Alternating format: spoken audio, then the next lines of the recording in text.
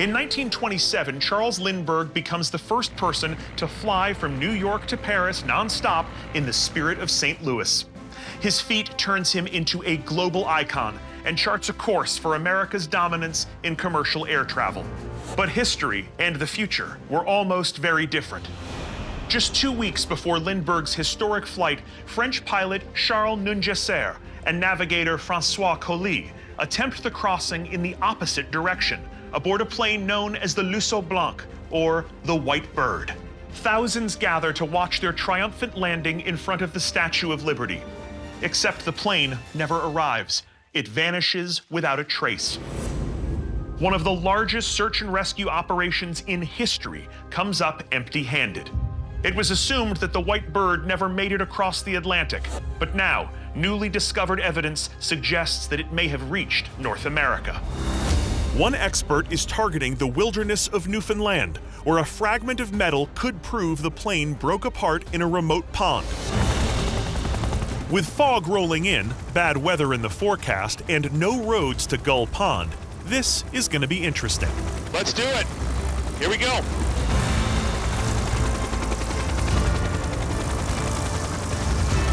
The trip takes us over some of the most remote terrain on Earth, an endless expanse of rocks, bogs, and ponds. Yeah, once you get outside the city, it's just wilderness. It's incredible. We got caribou over here at 3 o'clock. Look at that, beautiful. Wow.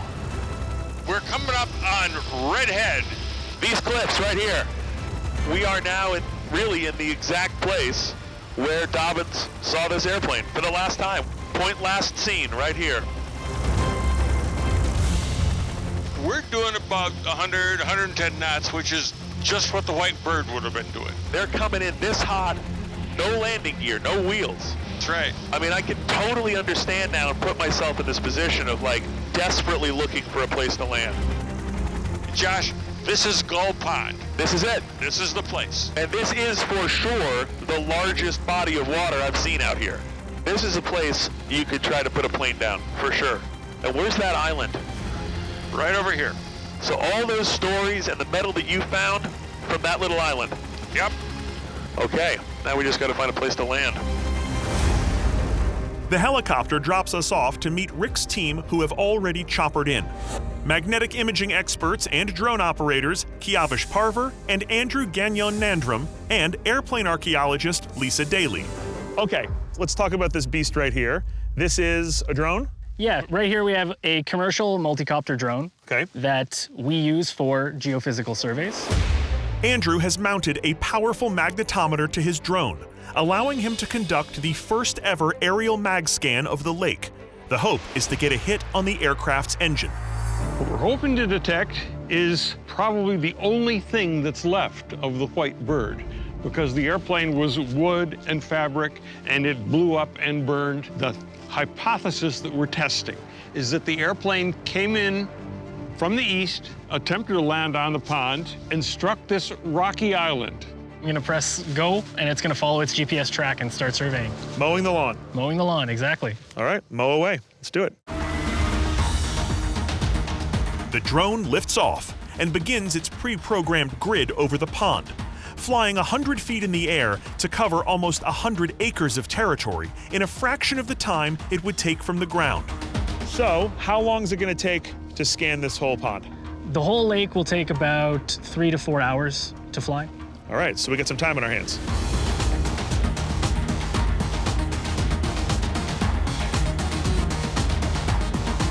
A few hours later, the drone has landed and the data is in. I'm excited to see if we've bagged the White Bird. So walk us through the color patterning first. So blue would be low magnetic intensity, and the reds into the purples and the pinks are the higher end. So the bedrock here does have a lot of magnetic signal. So what we're looking for here is a few of the smaller outliers that sort of don't fit the pattern we can't really explain based on the geology. And did you find targets like that? Yes. We have 4 or 5 suspicious targets that I cannot explain geologically. Like this one, kind of like a butterfly thing, as you can see. Right. Yeah. And that is not what geology does in this area. Can you show us where we are in relation to the island? Yeah, the island is here and the anomaly that we just saw is over here. That's why I'm like a little bit more suspicious on that one. Second target is going to be this one. So it's this here we're talking about, right near the island? Yes. Okay, so something there that may not be natural. Exactly. The scan has revealed several promising targets that could support the theory that the white bird crashed onto the small rocky island in the middle of Gull Pond. Now we just need to get a closer look. If there are answers, that's where they are. To check out our targets, we're gonna need boats. The good news is we brought some with us. The bad news, some assembly is required. Use the hand or foot-operated air pump to inflate the boat. Inflation must be done by a trained geologist. It's a good thing we're here then. Just trying to get out of it. Fill each chamber until it is stiff to the touch but not hard. Moving on.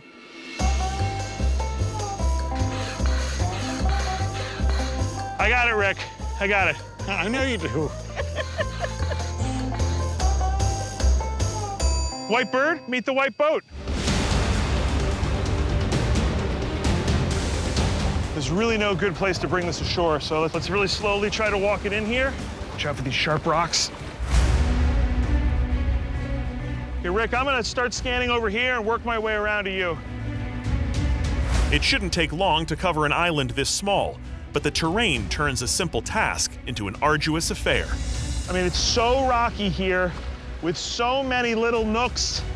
Who knows, there could be debris anywhere out here. Nothing out here. Rick, you got anything in there? No.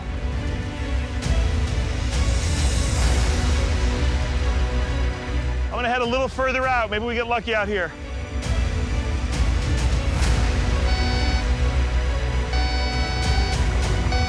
Hey, Josh, I got a hit over here. Okay, what do you got? Good news is I've got a strong hit. The bad news is it's under a giant rock. Yeah, Big look at this flat thing. rock. Yeah.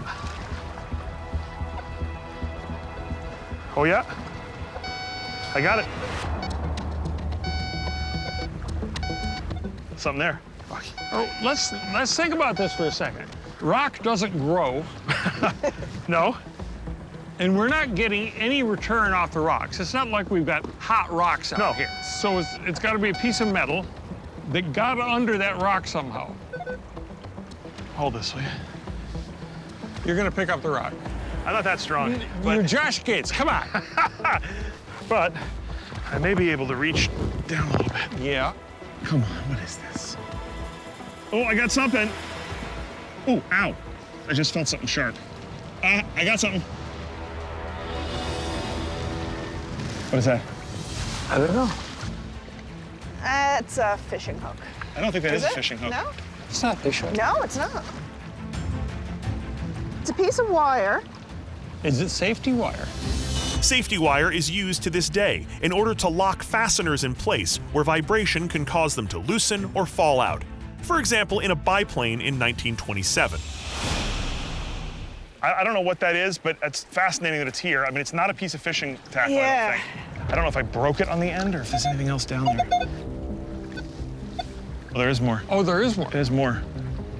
It's something sharp here. I just don't know if it's a rock or trying to free it. We've been so busy digging in the rocks, we failed to notice some important big picture details. Are you there? As I learn when my producer Dave calls on the radio. What's going on, Dave? We got weather coming in. Like coming in right this second, we need to leave, or coming in sooner than expected? Way sooner than we expected. We gotta get going soon. Yeah, we can see those clouds as well. The wind's definitely picking up. Let's have the helicopter take a first load of people out, and we'll start making our way back to shore. Copy you. I'm gonna give this 2 more minutes, and then I'm getting out of here. Suddenly, we're in a race against time. The last thing we want is to be trapped on this tiny island when a thunderstorm hits. But I can't bring myself to leave for just a few more seconds. I got something. Oh, I got something else. Hold on. I got something else. Hold on.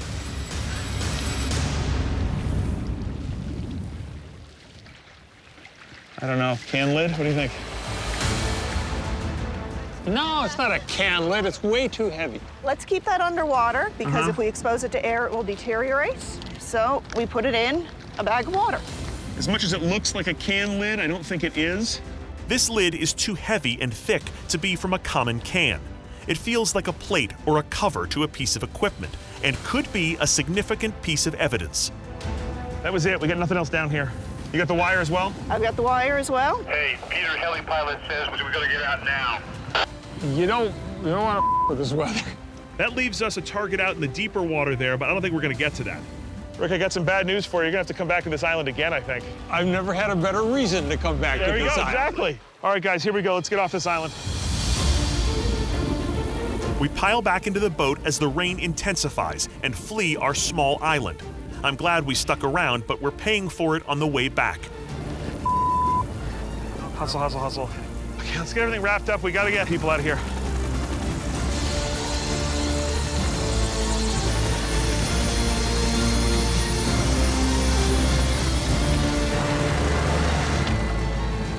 Okay, we're aboard. All right, well, skin of our teeth. Skin of our teeth. Nice work. Thank you. Yeah, beautiful.